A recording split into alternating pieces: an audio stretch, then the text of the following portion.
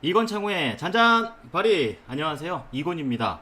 자, 오늘은 청년 경제 정책과 관련된 얘기를 나눠볼까 합니다. 지금 대표적인 게 청년 희망 적금과 그리고 청년 도약 계좌, 이 두 가지가 되겠는데요. 가입자가 아주 크게 늘고 있습니다. 하지만 분명히 보완점도 필요하다는 관점에서 오늘 좀 홍보 겸 걱정되는 사항들 얘기를 좀 해보겠습니다. 자, 우선 청년 희망 적금은 작년 2월에 출시가 됐습니다. 대상은 총급여 3,600만 원 이하, 그러니까 월에 300만 원 이하를 버는 만 19세부터 34세 청년들이 가입을 할 수가 있어요.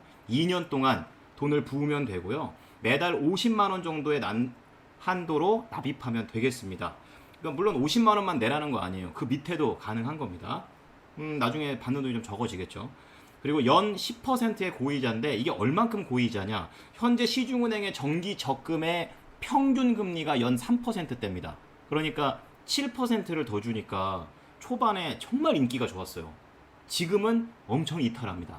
그 얘기는 잠시 후에 보고요. 두 번째로 이번 정권에 들어서 낸 게 바로 청년 도약 계좌인데, 따끈따끈합니다. 나온 지 얼마 안 됐어요. 6월 15일 날 출시를 했고, 이거는 개인 소득이 6천만 원 이하여야 됩니다. 그리고 가구 소득 중위 180% 이하. 어렵죠. 쉽게 얘기하면 청년 기준으로는 연소득 2,400만 원, 그러니까 월 200만 원 이하를 버는 청년들이 그 대상이 될 수 있습니다. 나이대는 19세에서 34세 똑같고요. 장점은 비과세예요. 세금을 안 내도 돼요. 그러니까 이게 좋은 건데, 청년들 부담 덜어주라고 만든 건데 악용되는 사례도 있다고 합니다. 5년 동안 부어야 됩니다. 앞서 말한 적금보다 더 오래 부어야죠.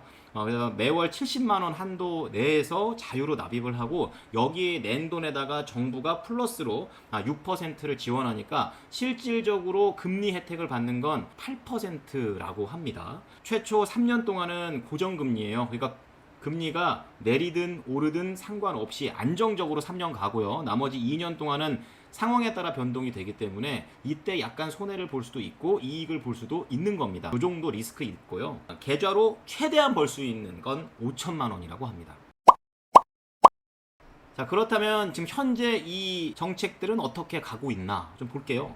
청년 희망 적금 초반에 아주 좋았습니다. 막 몇십만 가입자 막 생기고 막 그랬었는데, 결국엔 중도 해지가 전체 가입자 수의 25%가 중도 해지를 해버렸대요. 왜 해지하냐 이랬더니 저금할 여력이 없다.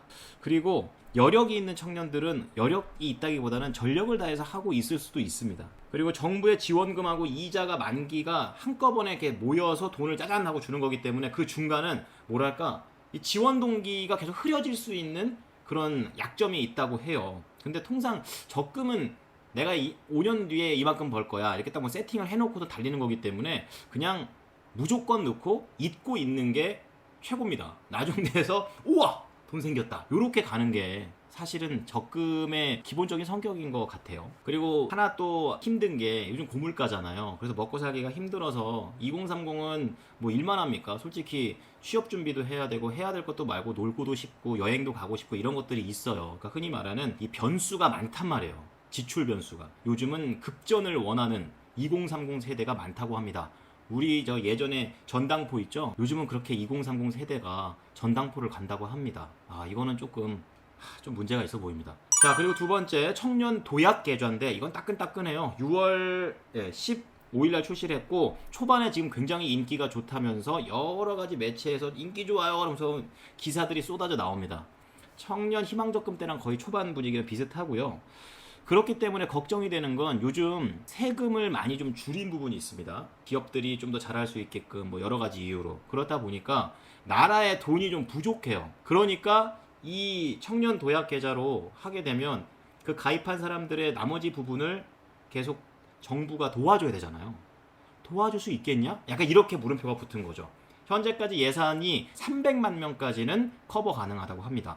근데 지금 분위기 봐서는 그 이상도 더 가입을 할 것 같으니까 그럼 그 다음에 어떻게 할래? 이렇게 된 거죠. 예전에 청년 희망 적금도 이렇게 강하게 가입을 할 줄 몰랐나 봐요. 그래가지고 실제로 금융위에서 예산을 부랴부랴 증액해가지고 그거 메꾸고 막 그랬다는 거죠. 그래서 이번에도 그러지 않을까라는 걱정이 있다. 이렇게 볼 수 있고요. 그리고 비과세, 그러니까 세금 안 내는 걸 악용하는 게 있대요. 솔직히 부모가 자식들 고생 안 했으면 좋겠죠. 그래가지고 자기가 모은 돈을 주는데, 목돈을 주는데 5천만 원까지는 비과세로 계속 자녀한테 돈을 월마다 주는 거예요.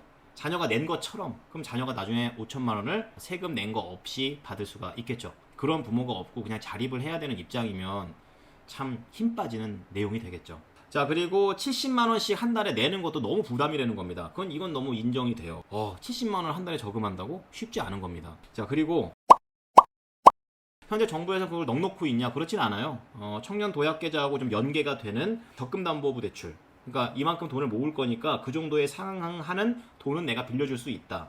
또 햇살론 유스, 젊은 층을 상대로 한 돈 빌려주는 거죠. 대출, 우대금리 지원을 주겠다. 자, 근데 저는 이 문제 보면서 두 가지 생각했어요. 정부는 조금만 더 기업들한테 힘을 몰아주는 것처럼 결국 기업에서 일하는 사람들은 청년입니다.